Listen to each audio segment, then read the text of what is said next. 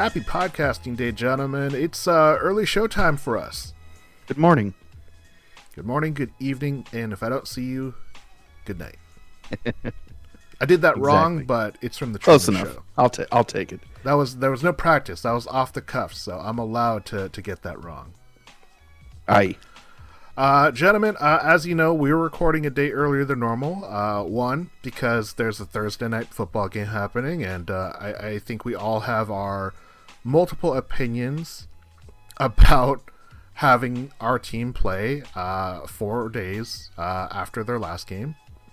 But at least they get some more rest on the backside of that too. So I think we can all agree that it sucks. So you know what? Like, having a Friday morning game makes it so much easier to watch. Well, I mean, it's cool for us to get to watch that game or whatever, but like it sucks for the team. So like, if the Seahawks never played on Thursday night, do you think they're like, oh, cool, I just get more football like spread throughout the week, and this is a game I definitely will be able to watch. It's not going to get like blocked out because of regional, because it's the only game on. It's like, would that be enough? I don't understand the question.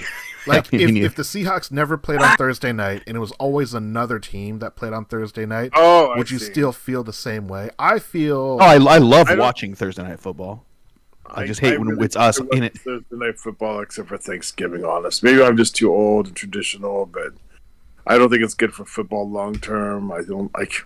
Every it's time not. you like... It's definitely not. It's a visually greedy things. Actually, you're starting to the downfall, right? Right. You could be greedy. Businesses have to be greedy. Once you're visually greedy, it's a bad sign. I think there's a component of the fact that fans still watch Thursday night because we all love football. Like, we will watch the worst teams play on primetime games because it's the only game on, and they know that. So we're just a bunch of junkies. That's what it comes down to. Yeah, I just wish they did a little bit better job of like making sure teams weren't going from Sunday to Thursday. You know what I mean?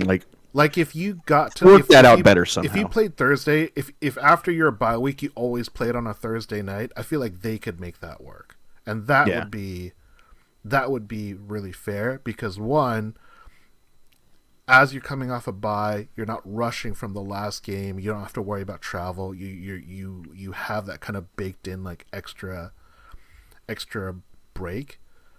I feel like that would be the most fair way to do it. The problem is that means that you might have to give someone a bye week in like week 3 to get them on Thursday night in week 4, which obviously would suck. But also, like, you know, this whole thing of like every team playing on Thursday is still a relatively new addition. It used to just be there was some Thursday night games, and it was no guarantee that every single team was going to be on one. So I was okay with that. It doesn't have to be every single week. Well, I liked it at first, only in the sense that, when they started doing that, and they put the crappy teams on, but they started doing when the Seahawks were really good, so it wasn't us much. Yeah. But I also, I mean, I don't know, man, it's just stupid. You can't, I mean, like, as it's been beat to death, you can't say you're for player safety, but then say, but now we're only going to give you this many days to recover. And we're going to make you play more games. Yeah, that's just... Like, I would wonder what our future football looks like, because the 18-game schedule feels like it's on the horizon. Like, 17 games is like, like 17 as a prime number is cool. I like 17 as a prime number. It's a cool jersey number. But for games played, it's so it hurts me. Like, my sensibilities when it comes to like things fitting into 16 was so perfect. Obviously, that's old history. We're not going to go back. We're going to get to 18-game schedule in the future, definitely, because I don't think owners want to pay, for players to practice and fund if they're not going to be able to make actual TV money, which is one of the reasons why they went to the 17 and probably will go to an 18-game schedule. Tony's saying too many. I don't know if he's talking about too many games or too many Thursday night games, but it will be interesting to see that jump, because I think this is the first season. The first season. This is last season it didn't feel like this to you, but this season feels kind of like it's too many games. You know what I mean? Yeah. Like the owners have they've contradicted themselves even by expanding the schedule, because you know what? Like every week is an extra chance for injuries, and you're making some games unwatchable and so on, right? I mean, everybody was praying the Rams would pick up Baker Mayfield because, and they did, but I wonder if there's actually a bit of a wink behind the deal there, because they have something like 4 out of the last 5 games on prime time, and nobody wanted to watch primetime Wolford. So, but you put Baker Mayfield in there, and all of a sudden, it's a better business. Yeah, but you know what? Now Kyler Murray's hurt. Who's going to want to watch Cardinals games with 36-year-old Colt McCoy? No, I want to see Colt McCoy beat a Russell Wilson-led team. I think it's only fair. That's what I want. We have a vested interest in the game, but nobody in Indianapolis does. No, definitely not. Well, his name is Colt, so there could be something there with Indianapolis. Yeah, exactly. True. Weird coincidence. But we got to talk about what just happened. We obviously, I think, we're all What just happened? What just happened? Shocked with what happened on that last game. The score made it look a lot closer than it really was, but that opening quarter, that opening half, like Seattle had so many chances to kind of like get back into it and make it really a game. But just their mistakes, their inability to get off the field, their offense, all the things, everything kind of went poorly, except for maybe special teams.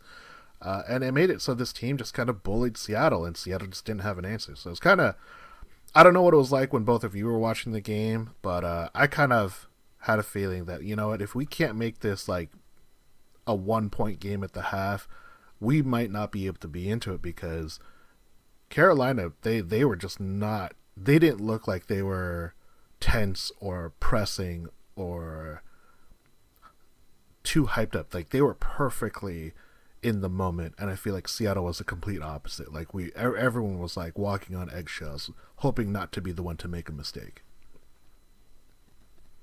Like Sam Darnold, man. Sam Darnold.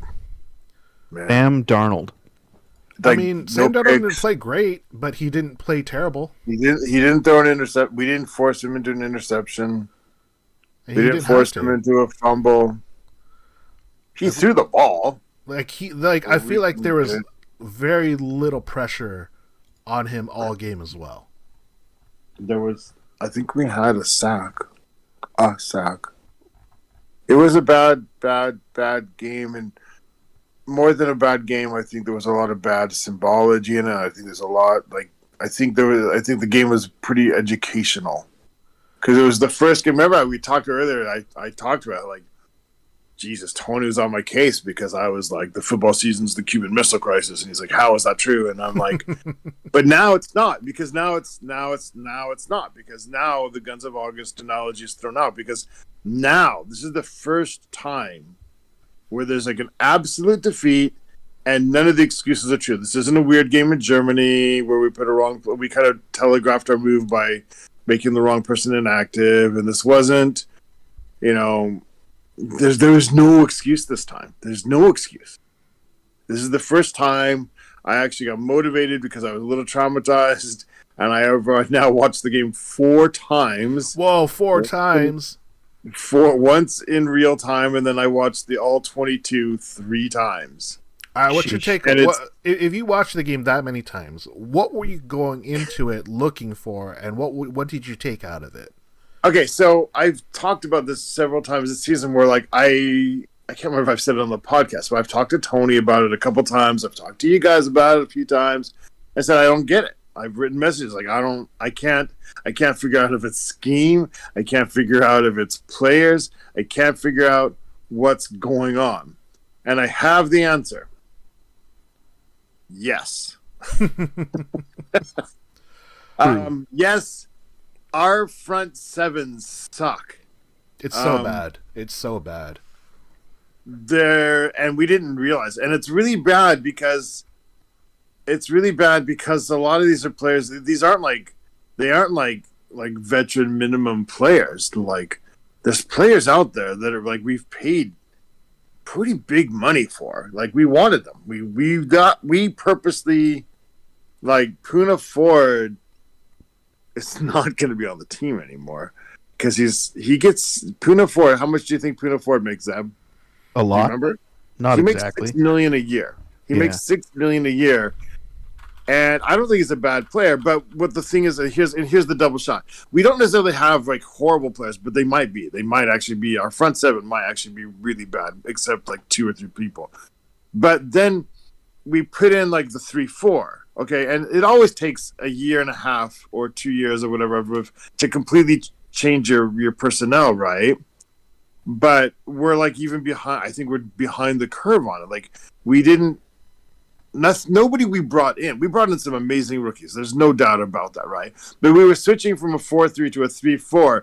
But like we got like 2 offensive tackles and a running back and some cornerbacks. Cornerbacks doesn't matter. 3-4, 4-3. They're doing the same thing, right? But we got some amazing stuff there. We have 2 great cornerbacks, and none of the players that we're switching that matter. Like your 3-4 interior especially has to be different. You can kind of play around with the linebackers, the defensive line, but that's not as bad. But some of the linebackers need to have different jobs and different body types and different skill sets, and we didn't do any of that. And then so we don't have any of the right guys to play up the front seven. Any. Brooks maybe.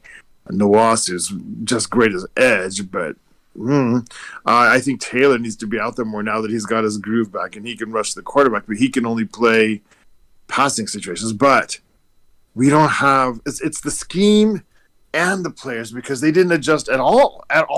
They didn't bring in anybody new except for what's his name? Nawasu. Al Woods. They brought back Al Woods, and then this game, their bright idea was to do like the Red Bryant thing. They were going to put him out on the outside, bring back the 2011 like trick. Like if like the last desperate thing you could do is put your biggest dude and put him on the outside and hope that solidifies that hole there. But then he went out in the first quarter, and he's not going to play this week. So. You're playing a 3-4. You refuse to adjust. You're trying to get your guys to play it right, but it's not that they can't. Puna Ford has no place in the 3-4. He's a really good 4-3 pressure, not necessarily sack, but pressure guy. But you put him in the 3-4, and he's not big enough to play the interior dude. He's not fast enough to play the outside dude. He's just a dude now. He's just a guy. But you're trying to make him play 3-4. Or they let Collier play. Like, what is Collier going to do in a 3-4? He's not big enough to be the end. He's certainly not big enough to be the interior, but they put him in the interior. I mean, we don't have the dudes to play what we want to play. And, that's, to me, is a coaching mistake. Yeah. Yeah, it's weird. It's weird. It does take 2 years to convert, but you didn't do your first-year conversion. You didn't pick up some giant big nose tackle. There was one I wanted. I forget his name now. Yeah, his name was Jordan Davis. He got drafted by the Eagles. I wanted him, and we didn't take him. There was one ideal guy, but we didn't get him, and that's fine. I love the dudes we got, but then why don't you just say, okay, we're going to play 4-3 for one more year because that's what we got, instead of trying to fit the square peg into the round hole. So that's my. Oh, by the way, Geno Smith's shoulder's hurt, and apparently that was on an injury list. I didn't see it, but he was apparently on an injury list to some point. He showed up really late on the injury report that he had. And then if you watch the throwing motion, he's hurt. He can't. That would explain a lot. His shoulder's hurt. It's actually hurt. He's injured. I can't believe you watched that game four additional times.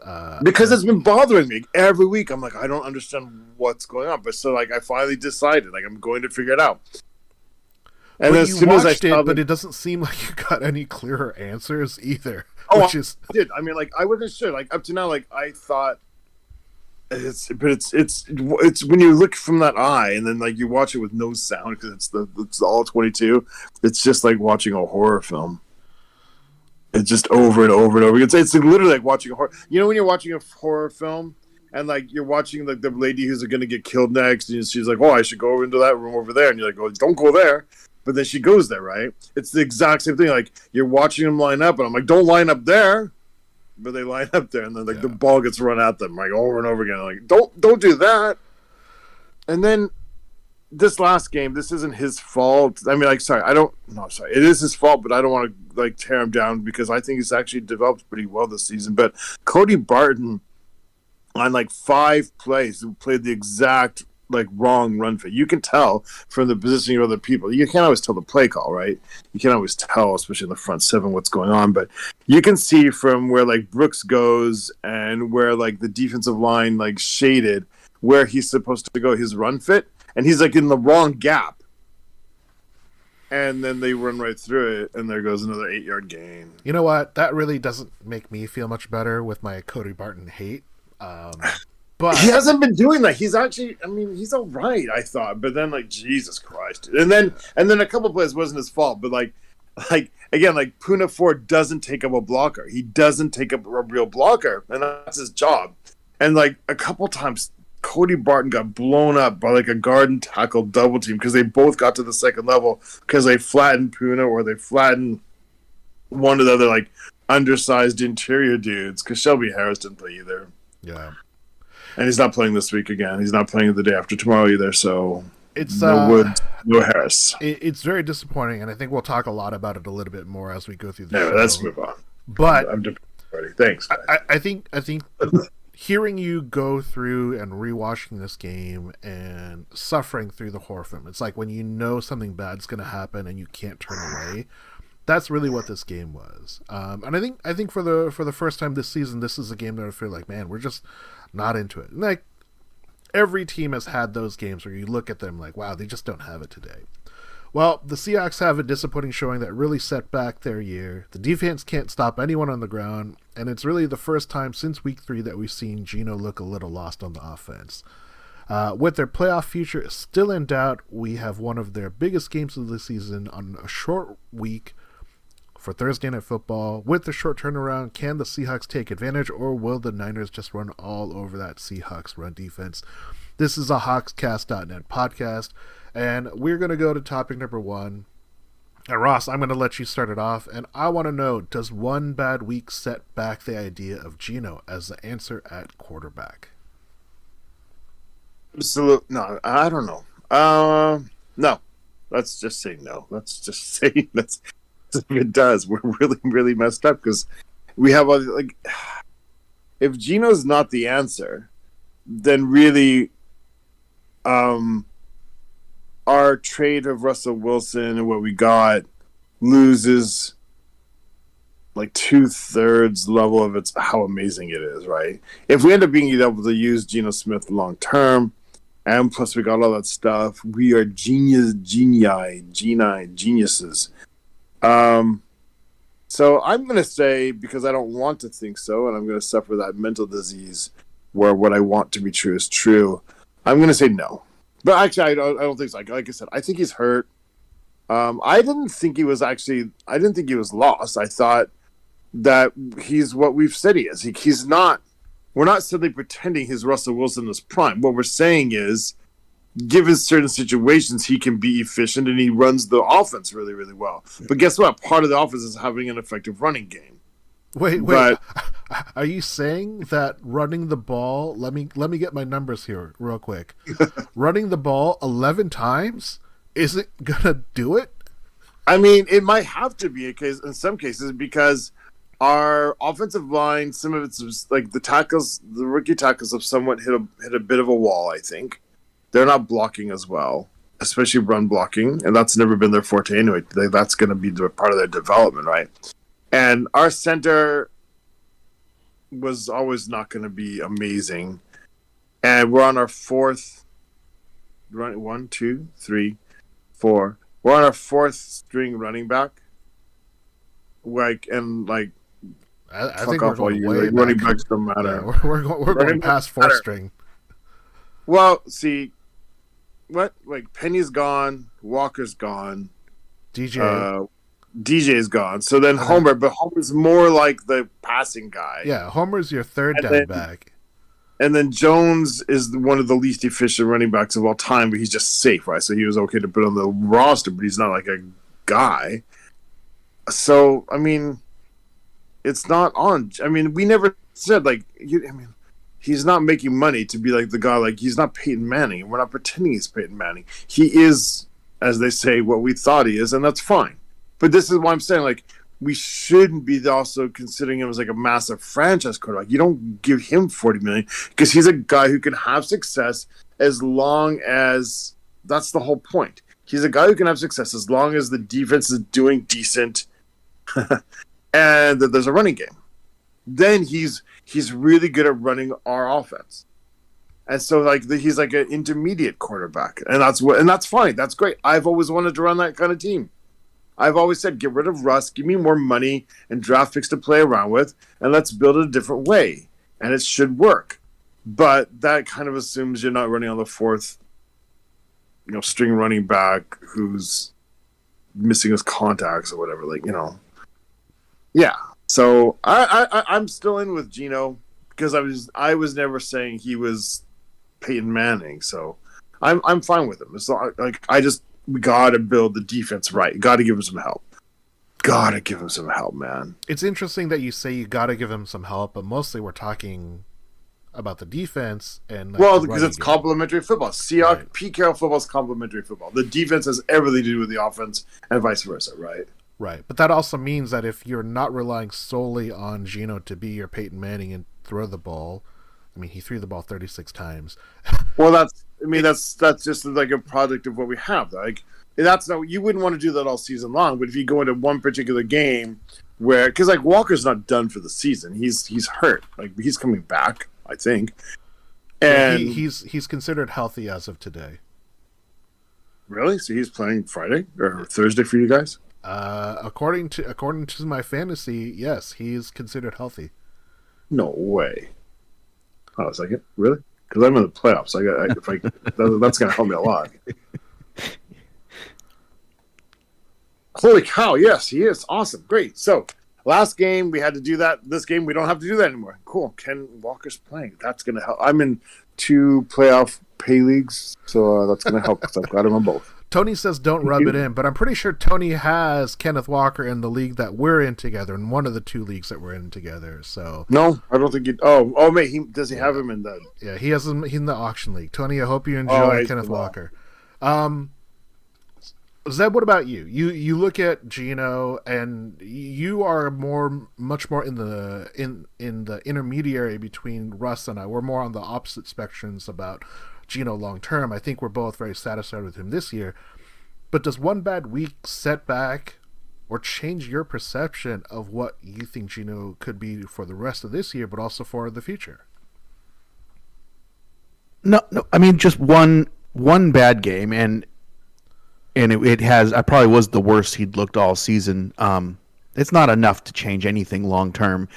But what worries me is that he looked this week how we kind of expected him to look because of how he has looked in the past this season. You know what I mean? So if it's just the one game and he comes out, I mean, obviously now that we got a Thursday game coming up, kind of all bets are off. But if he gets it together, no problem. But if it turns into a trend where he's just missing throws, again, if he's hurt, then that's a whole nother deal. That's definitely not something that you can even consider affecting the long-term situation. But hopefully it was just a one-off, and we'll see the Geno that we've gotten used to this season going forward. You look at Geno, and I don't know if you knew that he was hurt or not, but did you say, like, you know what, something looks off? Like, yeah, I mean, that's exactly what I was. He just looked like he wasn't quite in sync. He was a little slow. He had 2 interceptions in that game, and it's the first time all year that he's had 2 interceptions, which I think for a lot of people, you would be surprised if you're saying, like, this guy's, like, not gonna be, like, other quarterbacks have had 2 interception games. This is Geno's first, and it took place in week 13. Yeah, I mean, yeah, they were both bad plays on his behalf. It wasn't like a tip or something fluky. This was him making bad throws or late throws. Also, I did notice a couple times during the game that the defense seemed to they knew what we were going to do. I saw they were able to cheat a lot, I feel like. Yeah, I saw defensive players react to audibles or changes on our side, and it's like they knew exactly what we were changing to or what we were changing up. Yeah. I noticed that, and I don't have that kind of eye typically. So to me, that means something. But yeah, it was obviously not having a running game is detrimental, and I think that mixed with the Geno being hurt and just having a bad day with his arm, it was kind of the perfect storm. What do you think about Geno still coming back, still playing, and scoring those touchdowns and making it, even though it didn't matter, it was still a one-score game. So you kind of like can save face a little bit and say like, hey, you didn't get completely blown out, but it's still a one-score game. Is there any moral victories? Yeah, well, I mean, he wasn't awful. We've seen worse played QB games in our that lives. Denver Bronco quarterback last week? Seriously, right. God. And I don't want to jump too far ahead because we're going to talk about this next, but Geno probably played good enough to win that game.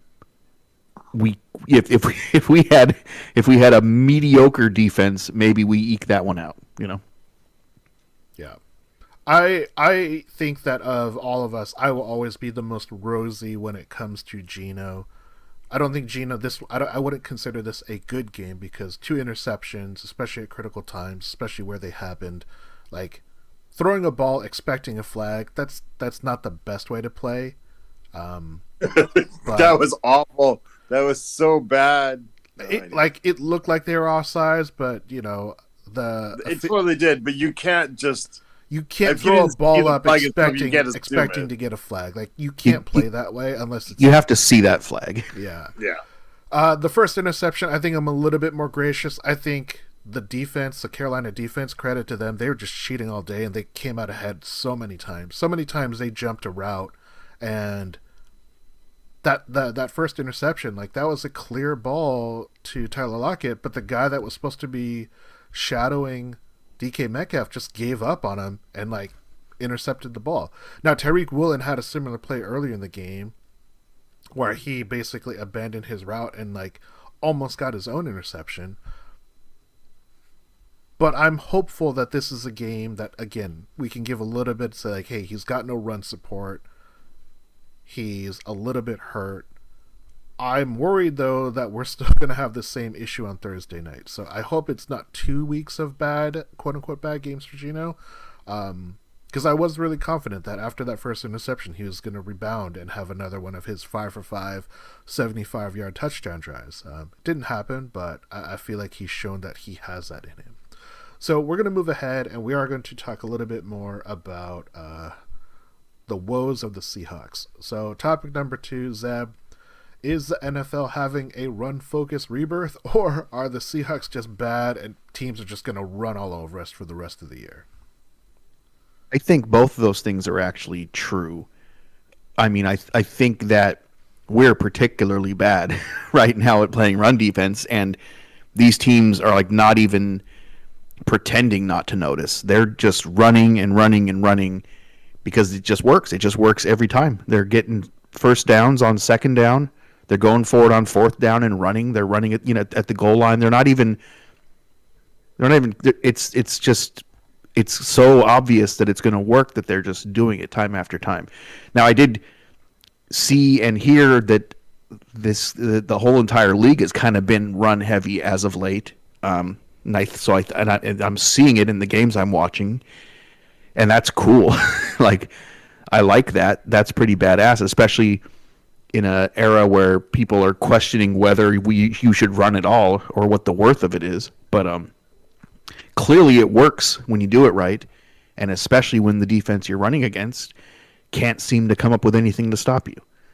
So it's frustrating, and I wish they would do something to to fix that. And I think, as Russ was talking about earlier, the transition to this new scheme is really ineffective against the run at this point based on the personnel that we have. So it's a problem, and I don't see it getting fixed during the season this year. Russ, you watched this game 4 times. You suffered and went through the pain of watching that run defense 4 times in a row, or 4 times in general.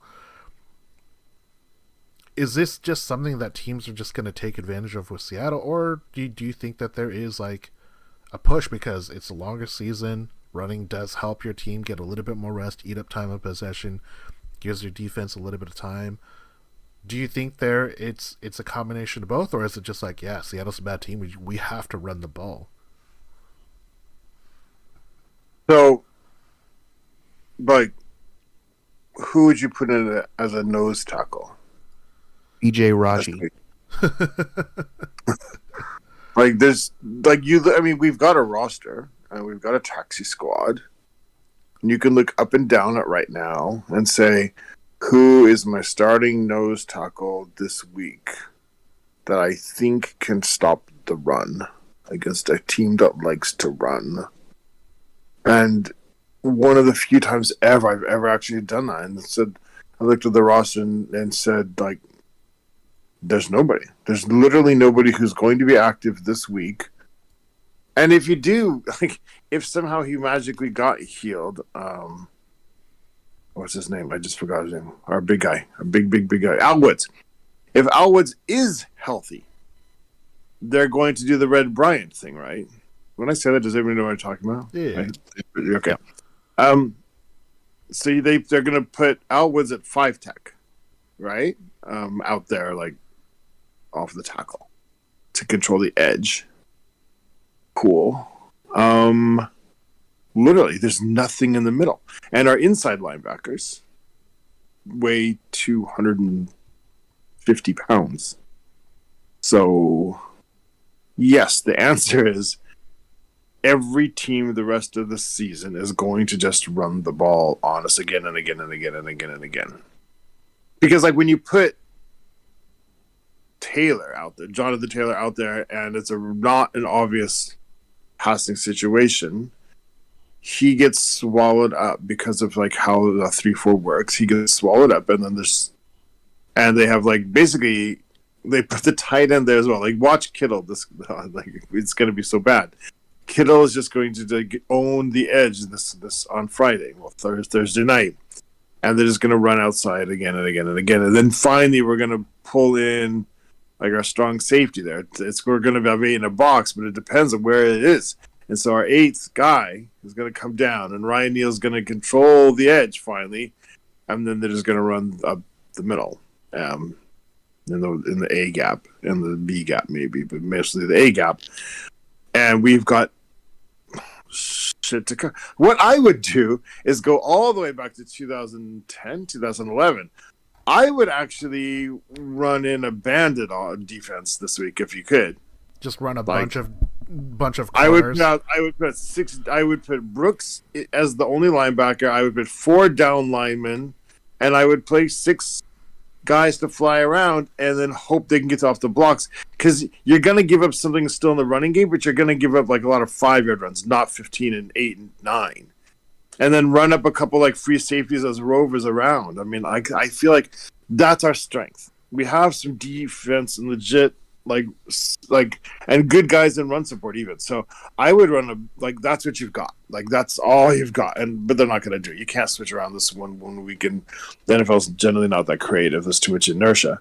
They won't do it. But I feel like that's, like, legitimately the only way you could do it. Because then you could line up, you can see where they double up their guys, where's Kittle going to play, and then put an extra, like, safety over there. So when Kittle goes to make the double team block, then you've got a guy behind there just waiting for that. Let them commit to their block, and then you've got one extra guy who can fly in there really, really fast. And that's why I want the defensive backs to doing that. Anyway, the question is, they're just going to run, man. They're just going to run. And why not? Because we don't even have a guy on the roster that can even stop it now. Sorry. Yeah, I feel that Sorry. It is kind of depressing going to this, and I feel like I've talked about my concerns about the run defense, like, all season long. Like, we had a stretch where teams that just don't run the ball, they opted not to run the ball, but that was like a short break. If you look at all the teams that have run the ball against Seattle, it's really, really alarming. Like, you're talking about this is our rush defense. 103 yards, 189 yards, 179 yards, 145, 235, 144, 53, 78, 122, 161, 283, 171, and then 223 yards. We are giving up so much ground. And for someone who loves the Pete style of ball, of control, run the ball, play good defense, like, if we can have other teams just like run for 2 and 4 yards every single time, they're going to get into very manageable positions where they're not going to have to throw the ball. I think our secondary is doing quite well. I actually like our secondary a lot, but we don't have a good pass rush, so our secondary isn't really optimized. And because there is no threat that we're going to stuff your run, teams are just going to do it. Like the Panthers, for their 223 yards, they had 6 players run the ball, and Sam Darnold ran the ball 4 times, and a few of those were not just scrambles. That his longest play was a scramble, but that is a problem when anyone and everyone can run the ball. And if there's a team that's going to run with every single player they have on the roster, it's going to be San Francisco. And I think that's a problem. I'm really concerned about it. I'm not hopeful for this game just because I think our run defense is such a big vulnerability. I don't know why a team wouldn't want to take advantage of that. I just don't see much hope. I go up and down the roster. I can't find another answer. I can't find who to plug in there. I don't see a defensive tackle that can do it. I wish I was wrong. I hope I'm wrong. Well, I think that's a good segue for us to also talk about topic number 3. So this is the Hawks Cast Corner. And Ross, I'm going to ask you, do we need to switch from thinking about the playoffs to the draft? We have 2 first-round picks. Currently, we're slotted for the 2nd pick overall, which is the highest. That's tied for the highest pick that Seattle's ever had. They've never had the number 1 pick. But they're currently scheduled for the 2nd pick overall, and then they would have the 17th pick if the record stands the same. So the 2nd pick and the 17th pick. Should we even be talking about the playoffs? 34th pick. And then that's the 34th pick. And technically it's a little bit higher because there's a forfeited pick in there, but yeah, it's still the 2nd pick in the 2nd round. Was there a forfeited 2nd-round pick? No, so the Dolphins were tampering, so they lost their 1st-round pick. So oh my God, that's awesome! So it's still there, but we have number 2. We'll have 217, and technically, the 34th pick is actually the 33rd pick because there's a player that wasn't selected. Wow. I mean, Ross is like drooling right now. Really look at the draft I don't normally look at anything in the draft until like February or March, but I've already been peeking. So like, yeah, I'm excited. But you can do both. I'm not quite, for all my pessimism about the defense, I'm not quite at the point where I've just given up on the season. We got a really, really brutal final stretch here. We could lose 3 or 4 easily. We're playing like 2 teams that are first in their division, and we're playing the only good game we got coming up is the Rams, like the one like you're just going, okay, we got that probably, but they got Baker Mayfield now. That's a little bit, I mean, it's not like he's a savior, but he won him a game last week, showed a little bit of life there. But we've got a brutal schedule coming up, so but I'm not giving up completely because oddly enough I've got a little bit of faith in Geno, and I've got a lot of faith in Kenneth Walker, and even against the Panthers, like they're actually a good team now, and it's not like they blew us away. It wasn't like we didn't show up. It wasn't like anything like that. There's a couple weird plays there, man. Like it's a weird beginning of the game. We put ourselves in a hole, but then we came all the way back. We're within 3. I don't know, man. Like, I'm not willing to throw. I admit, I am looking at the draft. As I admitted, I'm looking. I already know there's only 1 defensive tackle that's worth having, so we have to have him. So I want to trade back, and I want to get another pick. So I am thinking about it already. But at the same time, I'm not like giving up on this year. We have to win 2 out of 4, but otherwise, I'm not going to really consider it like a great success. It's already a successful season in a sense, but I won't consider it a great success unless we can win 2 out of 4, even if we miss the playoffs. We got to pick up one of these. Can we beat San Francisco? Can we beat the Chiefs? We'll see. Good. That's all I got. Zeb, what about you? We're not a big like college. I don't think any of us like watch a lot of college ball, so it's not like any of us know. But I know we're all peeking Denver's scores. We're always watching to see how they're doing. Do you think that you are going to start looking at the draft a little bit more and think like, okay, well, who are the names that people are talking about? Who are the people that like the draft? Who are they projecting at that pick for Seattle? Because at this point, Seattle's a lock for, at worst, I think the worst they can get is like the 5th pick overall. Yeah, I mean, because of that pick from the Broncos, I definitely am keeping an eye on it and listening to what people are saying about who's going to be there and who we may or may not go after at that spot. But I'm still focused on winning football games. I want to see this team win. I'm not expecting like a deep playoff run or anything like that, but if we were to sneak into the wild card, that wouldn't surprise me. I think we have to remember that this team has been exceeding expectations this year and overachieving a bit. And just the fact that we still are in the potentially in playoff contention right now is more than most people thought would happen. So, I want to win every game. I really do. The draft is fun, but I'm never hoping that the team loses for a better draft position. I love hoping that the Broncos lose so we have better draft position. That's fantastic. And that's going to be something fun and exciting from here on out. But I'm still into the football. I'm still into the games. I still want to win. I still want to see this team perform well and improve, even when things aren't looking so great at the moment. And if we get gifted a playoff game, even better. That'll be awesome.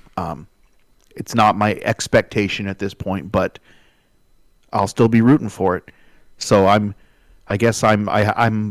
focused on football, but there's definitely sort of an overcasty interest in the draft. It's cloudy with a chance of playoffs.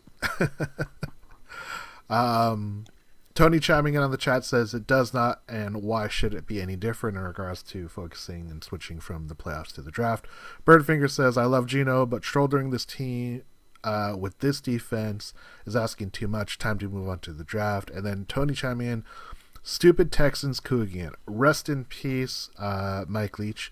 But yeah, I don't know if either of you watched that Houston game. They had like first and goal from like the 3rd, and they couldn't punch the ball. I thought they got the ball on 2nd down, but they ruled him short. I don't know why.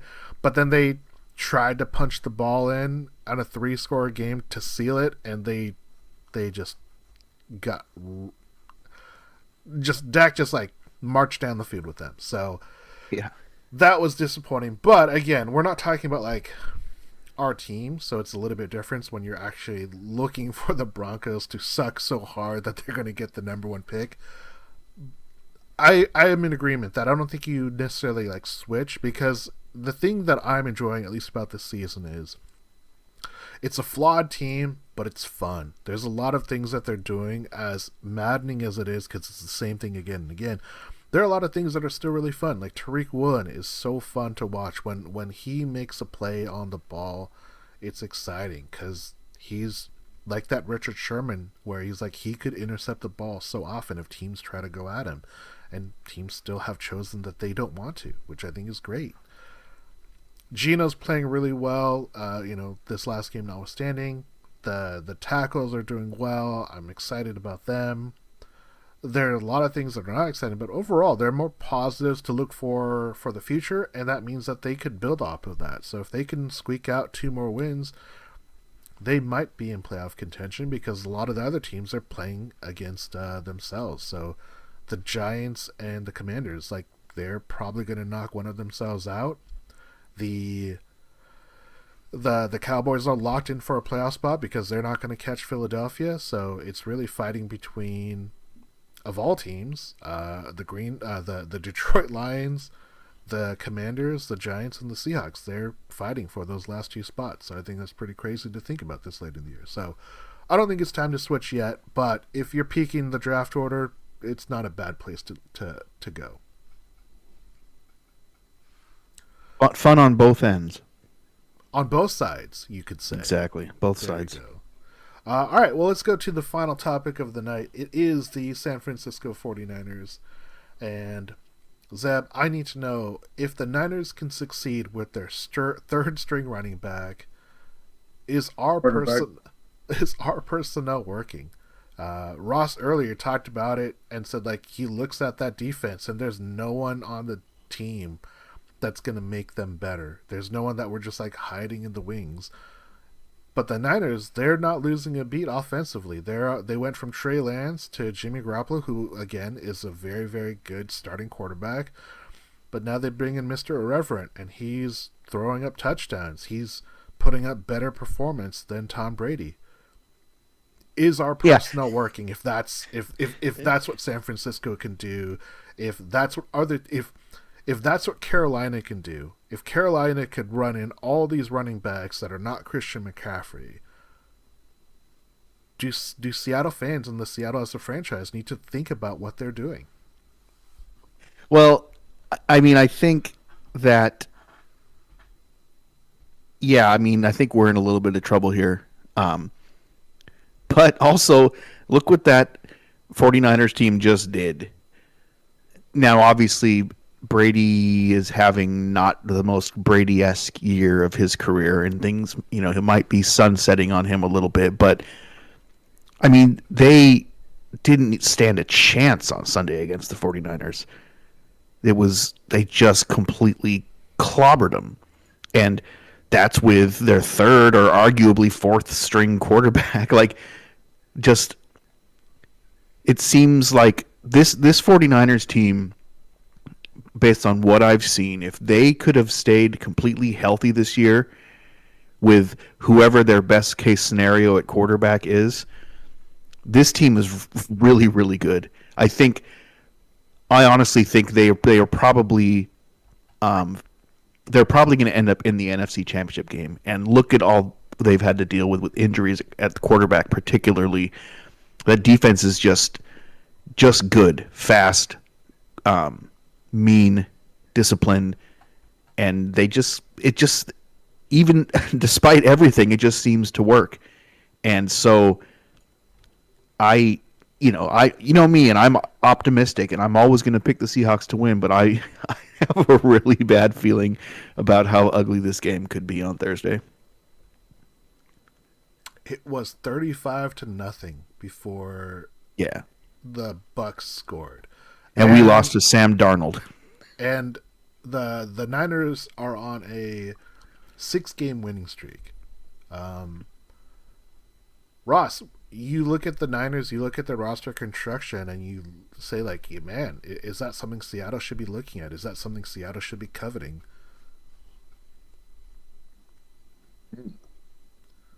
No. Ooh, simple. There's cycles.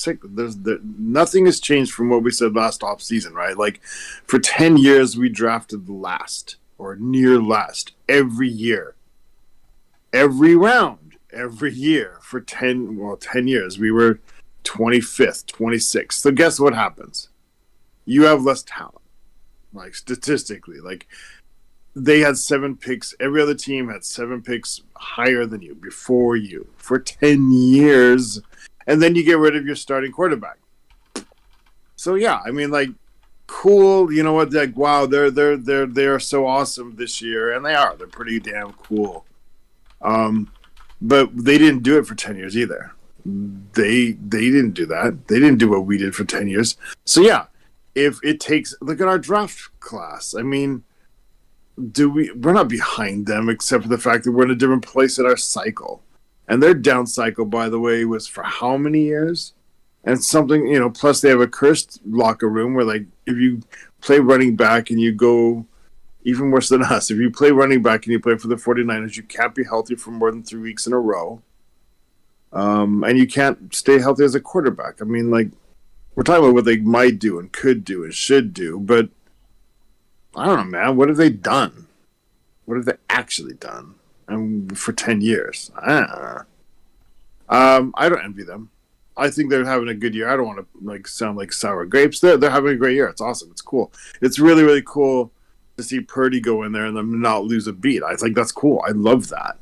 But no, I don't think they're coached better than us. I don't think they're better than us. I don't think their system is the best. I know their system is not better than us because they've never been able to keep it consistent for year after year after year after year after year after year like we have. They've got some talent because guess what? What was their draft pick when they got to pick up Bosa? What was their draft status like when they picked up Devo? Yeah, because you guys sucked. So you got some more talent. Congratulations. That's how it's designed to work. But you know what? After we did all that, we're not that far behind you. And we were supposed to be way behind you. So, congratulations to them. I'm happy for them. I'd rather have them have a good year than the Cardinals. That's the franchise I really detest.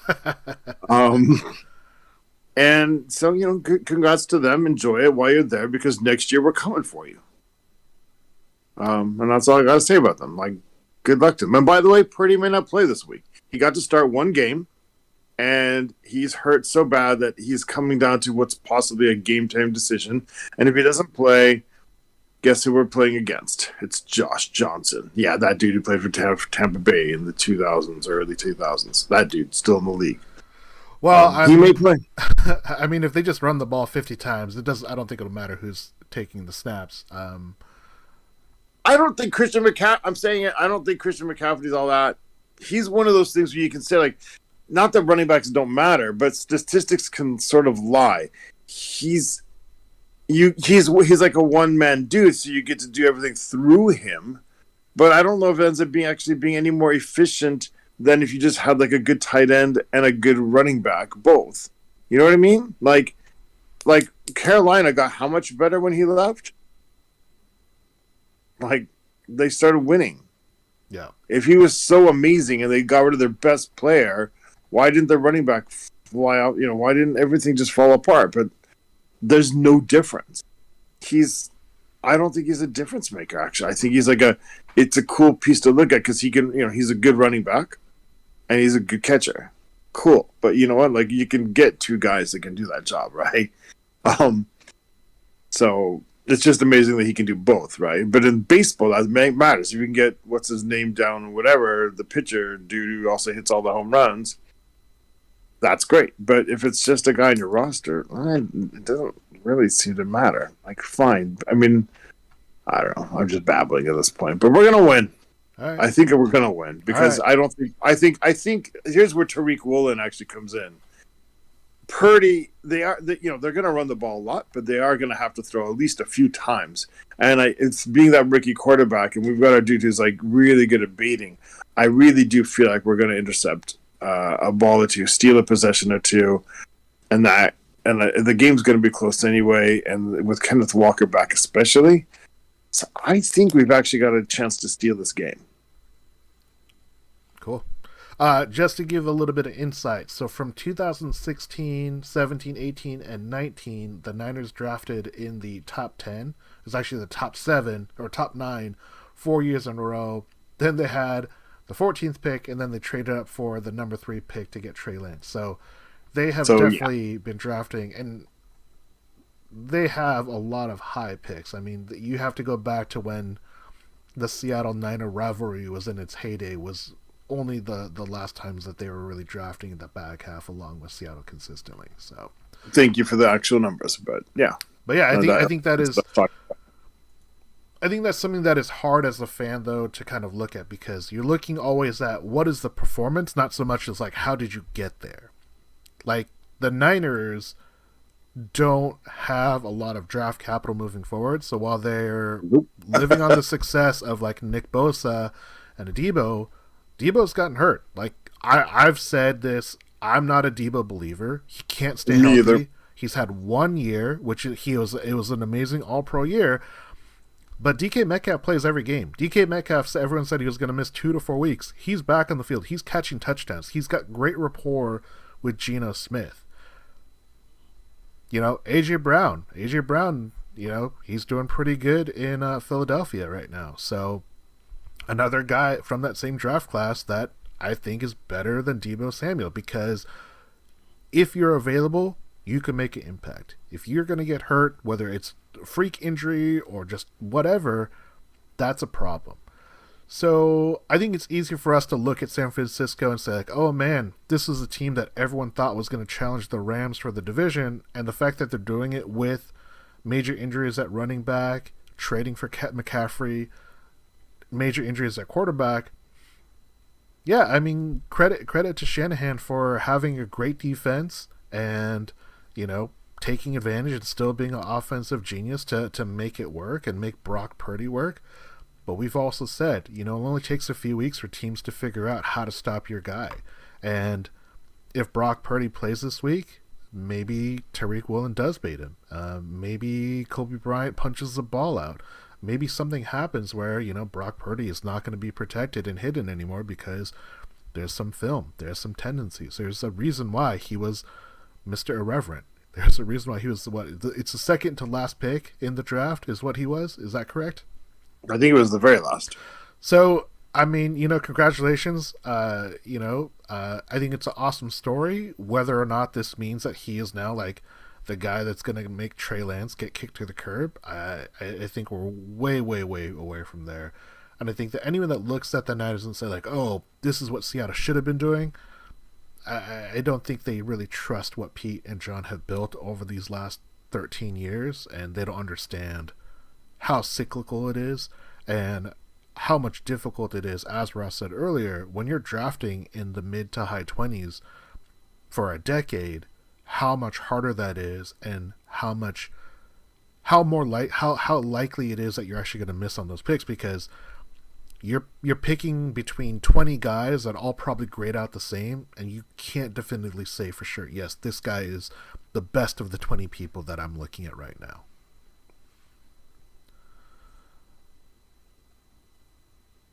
Any more any other ideas or topics about the 49ers before we move on to some predictions? I hope we win. Lance. Yeah, I hope we win too. That Trey Lance trade, man, just looks more and more bizarre. Like the team did really well with Garoppolo, and then doesn't really bat an eyelash so far with Purdy. That could change. It's early, but does Trey Lance automatically get his job back next season? How awkward is that? Awkward. So how about this? How about a weird scenario? How about Purdy down the stretch? From now they've got 5 more games, 4 more. Say they go under Purdy, they go for 4 for 5, and they go deep in the playoffs. Let's say they go to the Super Bowl and they lose the Super Bowl under Purdy, but Purdy's done all that. What do you do next year if you're them? Does Trey Lance get his job back? I think you have to. They still gave up a 2023 first round pick for him. They gave up 3 first round picks to move up. I know, but how do you? I don't know. How do you take the keys away from the dude who takes you to the Super Bowl, for example? It's not weird. Weird. How do you say actually Garoppolo got us to this stage as well, and now you get nothing for your effort either? None of that matters, guys, because again, because of the sunk cost, which is bad. I mean, Tony's a business major. Tony's still there. Tell him sunk cost doesn't matter. Tony's saying, I hope so, because I have Lance everywhere in fantasy. My dynasty team needs him. So you also know, Tony, the sunk costs don't matter. If Purdy's the guy who brings you to the Super Bowl, what do you? Sorry, thanks, bye. What? No, I don't. Man, it's interesting. It's a good problem to have, I guess, in a sense. I think you have to at some point sort of admit that Trey Lance is a problem and that Tony's fantasy teams are all in trouble. And just be like, that guy kind of sucks. And we made a mistake, and it's time to cut bait. And I hope that guy has a second life as a tight end somewhere. Sorry, Tony. Yeah, I think to put a ribbon on Trey Lance is you've had him in your system. You know what he's capable of. Flaws or not, you were the head coach. You were working with the GM when you selected him. You are only sticking to him because you believe he's the right guy. He's the guy that's going to lead you forward. It's why you almost allowed Jimmy Garoppolo to leave. It's why you gave up 3-round picks. You have to see it through until it's very clear. And right now it's not clear because Trey Lance has been injured, so that's the thing.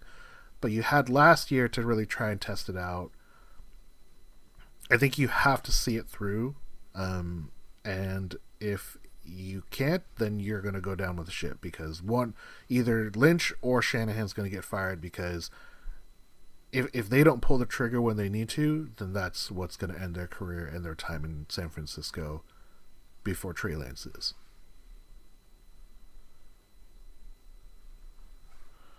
All right, let's get on to some predictions then.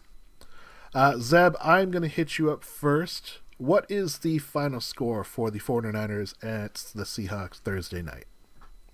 Seahawks 26, Niners 24. Ooh, that's a close game. That's just our average per game scoring this year for both teams. Nice. But I think it makes sense. It does make sense. Ross, what's your prediction for the game? 28-27, Seahawks. Wow, you guys are picking like tight games. I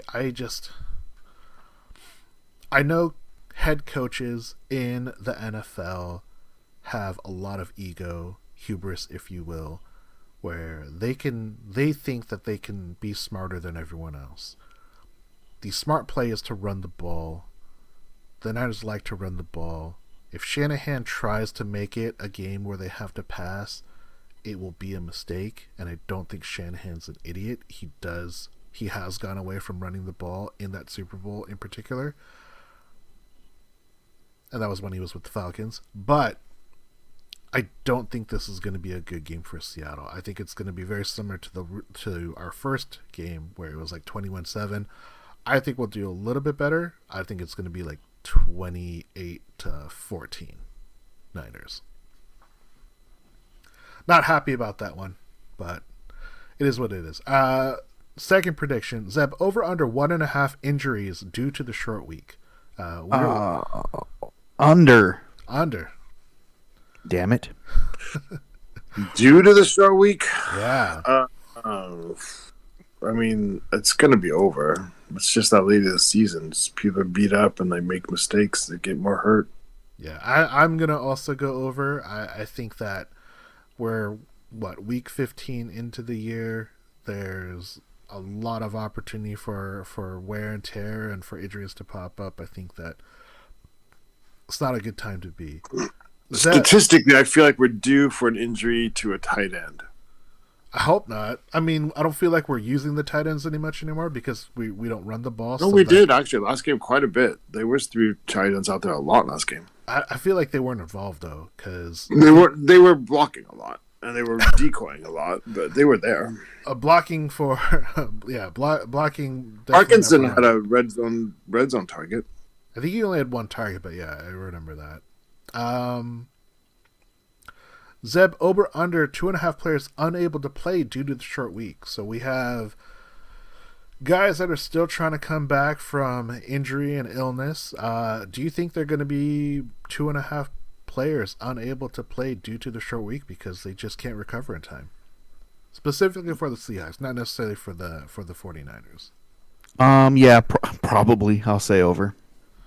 Ross, where are you? You think we're going to miss out on guys because they just can't recover in time? Definitely. I don't think. Well, I mean, it's kind of not fair. Like, DJ's got a high ankle sprain, so you wouldn't expect him back anyway after just 2 weeks. So I guess that guy doesn't count. Al Woods, if this was a longer week, he probably would play. That's one. Shelby Harris, he just had the flu, but apparently he's still sick.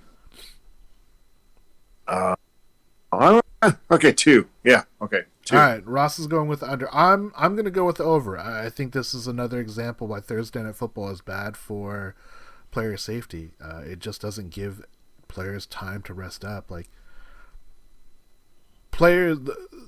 football is such a physical sport. You really need that recovery time, and to take 3 days away from players, that's just unfair to their bodies. It's not good for their health. So I think more. Zeb, over under 99.5 complaints made during the game due to the short week. This is like personal. Like, are you going to be complaining 99.5 times watching this game on Thursday night, saying like, oh, if we were playing on Sunday, this would be a different game? I might do that 2 or 3 times. So over. I said the over under is 99.5. So you're. I know. I was just being ridiculous. Ross, what about you? Over. Over, you're going to complain about more than 100? I think I'm going to be over 100 because the first time someone like takes too long to get up from under the pile, like, that's it, I knew it. Thursday night, we're just screwed again. Thanks a lot, NFL. Roger Goodell screwing us over. So, yeah, I'm going to be very, very high up there. Zeb, our final prediction for the evening, over under 1.5 turnovers for Mr. Eugenio Smith. Under. Ross, what are you feeling? Oh, definitely under. It's going to be a mistake-free game. I think if Geno's shoulder is better, then I'm going to go with the under as well. If he is still a little bit injured, then I am a little bit concerned because his ball definitely didn't look as good, now that I think about it, than what we saw earlier in the week. And it wasn't just the Panthers jumping the routes that didn't make him look good. And, gentlemen, that's our show for the evening. Final thoughts before we get to some shout-outs. I still... Richard... Go ahead. Go ahead. Please, go ahead. I still believe that this team has a shot to close out the season on a winning note, whether it's playoffs or not. I think there's a lot of room for optimism about the future. Quick mini prediction. The last 4 games, how many do we win? We're playing 49ers, Chiefs, Jets, and then Rams. Jets, a renewed Jets team, and then the Rams. We can go 2-2, I think. 2-2. Sammy? I'm 1-3. Just the Rams? Yeah. Okay. I think with Zeb, I think I'm 2-2, but I could see 3-1. I can't say who I think we're going to beat. I mean, I think it could go any way on all these. Bird's with me. He says 1-3. Wow. Okay. And I want to make it clear. It's not that I don't believe in the team. I just think that, we're flawed for this year, and I think we know what our issues is. We know where we need to get better, and I think that's where the draft and free agency and retaining the right guys is going to make it so that we can. This is a team that I'm excited for 2023. There's so many things to be excited for. I'm not down on this team at all. I just think that we have a really, really big inefficiency to exploit, and I think a smart team will take care of that. I think I'm excited for 2024, to be honest. Oh, I mean, yeah, I'm always excited for football, but I think just in general, the foundation of what we're doing, because 2024 we might have a new quarterback, and I think that could be really exciting too. I'm just saying, everybody earlier this year when we were on our run, we were like, "Wow, this is like 2012." Maybe the next, I don't think so. I think next year's our 2012. It definitely lost that 2012 feeling as of late. We could be. We're definitely not trending up. I don't feel like this team is making a definite statement and progressing in a certain direction at this point. I don't think. Yeah, I mean, we could be that 2010. This could be our 2010 year. Geno is our Matt Hasselbeck and Clipboard Jesus all wrapped into one, and then next year will be our, 2011 season where our defense is a lot better, but we just. The offense wasn't good, and then 2012 we just get a quarterback and the defense just clicks. That could definitely happen. It could be our 1978 season where we we think we're pretty good, but then next year we think we're pretty good, but then it never really goes anywhere. But we've got an interesting story at quarterback and a couple of good receivers. I was negative. Could be our 1978. -3 at the time. Last thing I want to point out to everybody is Richard Sherman is going to be on Brock and Salk at 8:30 in the morning, I guess, for your Wednesday. Yeah, for your Wednesday. He has not been on the show since his rookie year. And Salk has actually, called him out over the years for a few things, and I think that could be worth a listen to if you happen to be available. 8:30 a.m. tomorrow morning for you guys. Right. Catch that. Nice. If you don't catch it live, obviously they replay their show, or it's available as a podcast on their app. Yeah, I listen to it as a podcast now and again. Look forward to the highlights, the cliff notes, if you will. I'm kind of stoked. They're trying to get Mike Salk wants to bring in Doug Baldwin as well. Like, they've not always gotten along, and Mike Salk's had some things to say, but he's actually gained a lot. With Russ being gone and few people saying some few things, and KJ joining the show, and kind of shining a light on behind the scenes things. I think Mike Salk has actually kind of learned some things, and he was always on Russ's side, but has learned some things. Like, not that he's not, not that he suddenly thinks Russ is the devil, but more perspectives, kind of got more of what some people were trying to say, and I think it'd be really cool if Mike Salk could get Doug Baldwin on as well eventually. So I think Richard Sherman's like the first step in that. I'm looking forward to it. Interesting. All right. Yeah, and that's it. All right, gentlemen, time for some shout-outs. Shout out to Tony, our faithful listener. Shout out to all you guys. All of the people that make this happen. Shout out to all of you. Shout out to everybody who made their fantasy football playoffs, and my condolences to those who didn't. I split my leagues this year, half in, half out. I went one. Shout for out three. to you guys. Well, I went 1 for 3 in fantasy playoffs. Fantasy football has been over since September. Shout out to Tony. Shout out to Bird. Shout out to Ross and Zeb, who are instrumental to this podcast. It's always fun. It's always great to talk about the Seahawks. We are the Hawkscast.net podcast. Please check us out on Twitter at Seahawks Podcast, Seahawks Forum. We are really excited for this game. Even though I'm not predicting a win, I'm going to be glued to the TV. It's going to be a lot of fun. I'm so excited. We wish you all a Go Hawks. Go Hawks. Broncos country keeps crashing. There's that bit.